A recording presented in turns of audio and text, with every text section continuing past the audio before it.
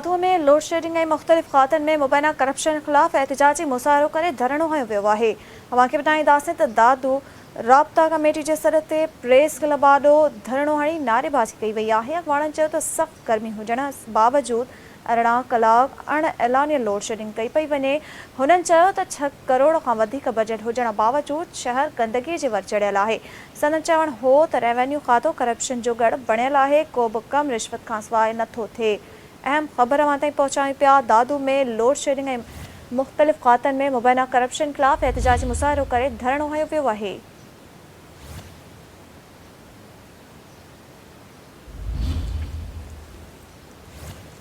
दादू राब्ता कमेटी जे सर ते press club आॾो धरणो हणी नारेबाज़ी कई आहे।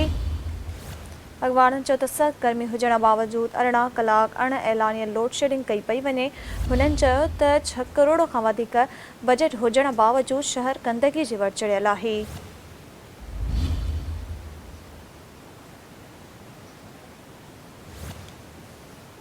संदन चवणु हो त रेवेन्यू खातो करप्शन जो गढ़ बणियल आहे, को बि कम रिश्वत खां सवाइ नथो थिए। इन जा वधीक तफ़सील मालूम कंदासीं। टेलीफोन लाइन ते असांखे जॉइन कयो आहे सन टीवी न्यूज़ जे रिपोर्टर रियाज़ चांडियो। जी रियाज़ चांडियो, कहिड़ा तफ़सील आहिनि? जी बिल्कुलु, दादू में बदतरीन लोड शेडिंग, म्यूनिसिपल रेवेन्यू ऐं ॿियनि खातनि जे कामरनि जी करप्शन ख़िलाफ़ दादू राब्ता कमेटी जे सॾ ते गुलाम मुस्तफ़ा जावरी मुजीब पवर जी अॻुवाणी में दादू प्रेस क्लब आॾो धरणो हणी सख़्त नारेबाज़ी कई वई आहे। इन हवाले सां मुज़ाहिरीन जो चवणु आहे त 50 खां 51 सेंटीग्रेड गर्मी पद हुजण बावजूदि 18 कलाक जेका गैर ऐलानियल लोड शेडिंग कई पई वञे। हथरादो लोड शेडिंग सबबि जेके शहरी आहिनि उहे सख़्तु परेशान आहिनि। जॾहिं त उन्हनि जो वधीक चवणो त म्यूनिसिपल कमेटी जी पोणा 6 करोड़ बजट हुजण बावजूदि शहर गंदगी जे वर चढ़ियल आहे। मुख़्तलिफ़ रोडनि रस्तनि ते गंदो पाणी बीठल आहे।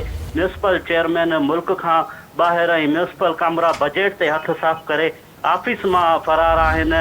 को बि शिकायत ॿुधण वारो न आहे। रेवेन्यू खातो करप्शन जो गढ़ बणिजी वियो आहे।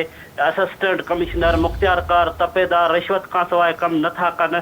शहरी ऑफिसनि जा चकर काटण ते मजबूर आहिनि। जॾहिं त मुज़ाहिरीन जेको आहे मुतालबो कयो आहे त हथरादो लोड शेडिंग जो सिलसिलो जेको आहे फौरी तौर बंदि करे करप्शन कंदड़ कामरनि ख़िलाफ़ कार्रवाई कई वञे। जी महिरबानी रियाज़ चांडियो तफ़सील ॾियण लाइ।